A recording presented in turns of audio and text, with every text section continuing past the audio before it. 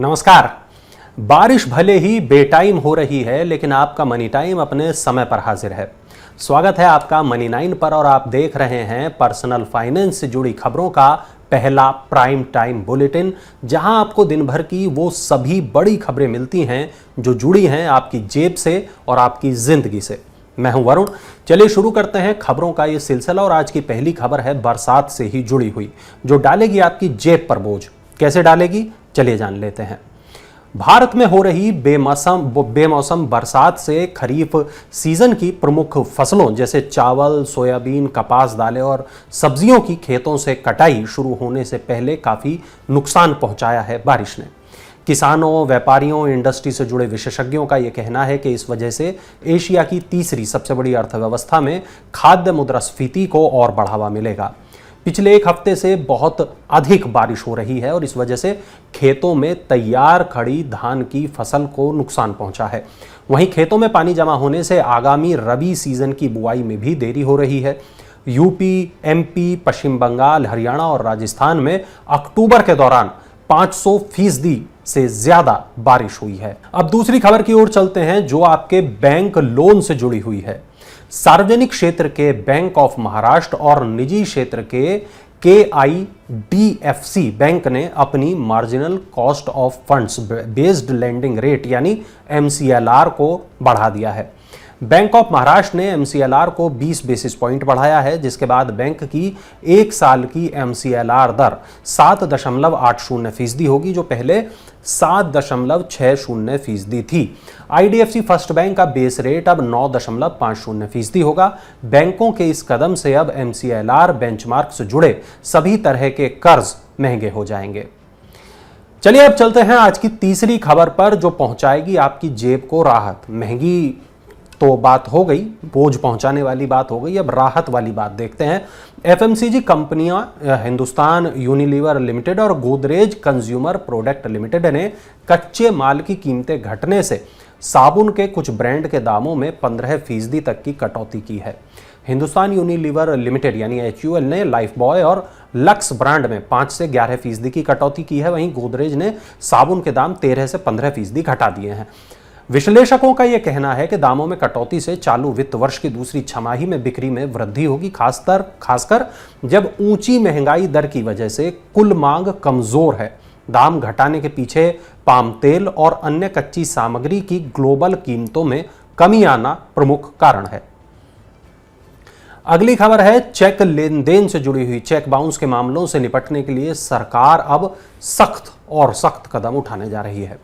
वित्त मंत्रालय cheque bounce के मामलों से प्रभावी तरीके से निपटने के लिए कई कदमों पर विचार कर रहा है। इसमें चेक जारी करने वाले के अन्य खातों से पैसा काटने और ऐसे मामलों में नए खाते खोलने पर रोक लगाने जैसे कदम शामिल हैं। चेक बाउंस के बढ़ते मामलों को देखते हुए मंत्रालय ने हाल में एक उच्च स्तरीय बैठक बुलाई थी, जिसमें इस तरह के कई सुझाव प्राप्त हुए हैं। दरअसल ऐसे मामलों से कानूनी प्रणाली पर दबाव बढ़ता है, इसलिए कुछ ऐसे सुझाव दिए गए हैं जिनमें कुछ कदम कानूनी प्रक्रिया से पहले उठाने होंगे। जैसे चेक जारी करने वाले के खाते में पर्याप्त पैसा नहीं है तो उसके अन्य खातों से राशि काट लेना। अन्य सुझावों में चेक बाउंस के मामलों को कर्ज चूक की तरह लेना और इसकी जानकारी ऋण सूचना कंपनियों को देना शामिल है, जिससे व्यक्ति की क्रेडिट रेटिंग्स को कम किया जा सके। इन कदमों के लागू होने से भुगतानकर्ता को चेक का भुगतान करने पर मजबूर होना पड़ेगा और ऐसे मामलों को अदालत तक ले जाने की जरूरत नहीं पड़ेगी। अगली खबर सभी के लिए बहुत जरूरी है। SBI ने स्कैम कॉल्स को लेकर सतर्क किया है। भारतीय स्टेट बैंक यानी SBI ने स्कैम कॉल्स से निपटने के तरीके पर एक जरूरी अपडेट शेयर किया है। SBI ने ग्राहकों से बिजली विभाग से आने वाले फोन कॉल और मैसेज के खिलाफ फ्रॉड से बचने की चेतावनी दी है। बैंक ने ग्राहकों को सचेत करते हुए फ्रॉड नंबर को पहचानने के टिप्स दिए हैं, जिसमें कहा गया है कि एक फोन नंबर से मिलने वाला मैसेज आधिकारिक ID नहीं होती है। रैंडम नंबर से कॉल करके तत्काल पैसा देने के लिए कहना ये एक स्कैम हो सकता है, एक फ्रॉड हो सकता है। जल्दी करने का प्रेशर बनाना या जल्दी पेमेंट करने का दबाव बनाना, लिखने में स्पेलिंग या व्याकरण संबंधित गलतियां होना, ये सब फ्रॉड कॉल को यानी कि स्कैम कॉल को पहचानने के तरीके हैं। तो आप भी सावधान रहें, जागते रहें। एक और सरकारी बैंक ने लोन महंगा कर दिया है, जिससे आपकी ईएमआई का बोझ बढ़ सकता है। एक और सरकारी बैंक, बैंक ऑफ बड़ौदा ने सोमवार को सभी टेन्योर के लिए अपनी एमसीएलआर को 10 से 15 बेसिस पॉइंट बढ़ाने का ऐलान किया है।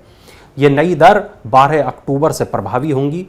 एक साल वाली एमसीएलआर 7.95% होगी, जो पहले 7.80% थी। बैंक के इस कदम से एमसीएलआर बेंचमार्क से जुड़े सभी पुराने और नए लोन महंगे हो जाएंगे। एक साल वाली एमसीएलआर के आधार पर ही अधिकतर उपभोक्ता लोन की दर तय की जाती है। अब खबर फेस्टिव शॉपिंग करने वालों के लिए है। दिल्ली में दुकानें 24 घंटे खुलेंगी। जी हाँ, फेस्टिव शॉपिंग के लिए यदि आप जा रहे हैं तो अब वक्त की कोई सीमा नहीं है, 24 घंटे दुकानें खुलेंगी। E commerce company Amazon India समेत 314 आवेदकों को दिल्ली में सप्ताह के 7 दिन और 24 घंटे परिचालन की अनुमति दी गई है। दिल्ली के उपराज्यपाल कार्यालय ने कहा है कि इस संबंध में अधिसूचना हफ्ते भर में जारी कर दी जाएगी। अमेजन इंडिया उन आवेदकों में से एक है जिसका राष्ट्रीय राजधानी में 24 घंटे 7 दिन व्यवसाय और परिचालन करने संबंधी आवेदन मंजूर किए गए हैं। इस आशय का आवेदन अमेजन ने करीब 3 साल पहले किया था। यह मंजूरी मिलने के बाद अमेजन दिल्ली में उत्पादों की दिन रात डिलीवरी कर सकेगी। अगले सप्ताह की शुरुआत के साथ होटल, रेस्टोरेंट, भोजनालय से लेकर दवा, भोजन और लॉजिस्टिक्स तथा अन्य आवश्यक वस्तुओं की ऑनलाइन डिलीवरी करने वाले सेवा प्रदाता, परिवहन और यात्रा सेवा प्रदाता केपीओ और बीपीओ को मिलाकर 300 से अधिक प्रतिष्ठान राष्ट्रीय राजधानी में 24 घंटे और 7 दिन परिचालन कर सकेंगे, यानी कामकाज चला सकेंगे। धनतेरस से पहले सस्ता हो जाएगा सोना, लेकिन सोने की कीमतों में कितनी आएगी गिरावट, चलिए जानने की कोशिश करते हैं। अंतर्राष्ट्रीय बाजार में बहुमूल्य धातुओं की कीमतों में गिरावट आ रही है और इसके चलते दिल्ली सर्राफा बाजार में सोमवार को सोना 543 रुपये गिरकर 51,625 रुपये प्रति 10 ग्राम पर आ गया। चांदी भी 2,121 रुपये की भारी गिरावट के साथ 59,725 रुपये प्रति किलोग्राम पर आ गई। अंतर्राष्ट्रीय बाजार में सोना गिरावट के साथ $1,683 प्रति औंस और चांदी नुकसान के साथ $19.74 प्रति औंस पर कारोबार कर रही थी। शेयर बाजारों में नहीं थम रही है गिरावट। आज सेंसेक्स 200 अंक टूट गया। सोमवार को लगातार दूसरे कारोबारी दिन शेयर बाजारों में गिरावट दर्ज की गई। बीएसई सेंसेक्स 200 अंक से ज्यादा टूटकर बंद हुआ। नेशनल स्टॉक एक्सचेंज का निफ्टी भी 73 अंक टूटकर 17,241 अंक पर बंद हुआ। कच्चे तेल की बढ़ती कीमतों और रुपये में गिरावट से भारत में विदेशी कारकों से आने वाली मुद्रास्फीति का खतरा बढ़ रहा है, जिससे घरेलू बाजार प्रभावित हो रहा है। बीएसई मिड कैप 0.87% और स्मॉल कैप 0.58% गिरकर बंद हुआ। क्या आप भी नई कार खरीदना चाहते हैं तो जल्दी खरीद डालिए, क्योंकि कंपनियां एक बार फिर से गाड़ियों के दामों में इजाफा कर सकती हैं। अगले साल अप्रैल से सख्त उत्सर्जन मानकों का दूसरा चरण लागू होने जा रहा है। ऐसे में वाहनों को अपग्रेड करने पर ऑटो कंपनियों को निवेश बढ़ाना होगा, जिस वजह से वाहनों की कीमतें बढ़ने की आशंका है। कंपनियों को सभी 4 पहिया और कमर्शियल वाहनों को उन्नत मानकों के अनुरूप बनाने के लिए उनमें परिष्कृत उपकरण लगाने होंगे। ऐसे में ऑटो कंपनियों की उत्पादन लागत बढ़ सकती है और जिसका बोझ आखिरकार खरीदारों को ही उठाना पड़ेगा। उन्नत उत्सर्जन मानकों पर खरा उतरने के लिए वाहनों में ऐसा उपकरण लगाना होगा जो चलती गाड़ी के उत्सर्जन स्तर पर नजर रख सके। इसके लिए ये उपकरण कैटेलिक कन्वर्टर और ऑक्सीजन सेंसर जैसे कई अहम हिस्सों पर नजर रखेगा। यानी गाड़ी के दाम करीब करीब बढ़ना तय है। और अब आज की आखिरी खबर की तरफ चलते हैं, जो है काले धन से जुड़ी हुई। जी हां, भारत को स्विट्जरलैंड के साथ सूचना के स्वतः आदान प्रदान व्यवस्था के तहत अपने नागरिकों और संगठनों के स्विस बैंक खातों के बारे में लगातार चौथे साल जानकारी मिली है। स्विट्जरलैंड ने भारत समेत 101 देशों के साथ करीब 34 लाख वित्तीय खातों का ब्यौरा साझा किया है। इसमें कुछ लोगों, कंपनियों और न्यासों के खाते भी शामिल हैं। तो ये थी आज की तमाम बड़ी खबरें, जरूरी और महत्वपूर्ण खबरें, वो खबरें जिनका आपकी जेब से, आपकी जिंदगी से सीधा नाता है। आपकी जेब और जिंदगी पर ये खबरें डालती हैं असर। और ऐसी ही तमाम खबरों के लिए आप डाउनलोड कर लें मनी9 के ऐप को, ताकि ये तमाम ज़रूरी खबरें आप तक पहुंचती रहें। कल नई खबरों के साथ एक बार फिर होगी मुलाकात, और आप बने रहें मनी9 के साथ। और अंत में चलते चलते ज़रूर देखिए हमारा खास इन्फोग्राफिक।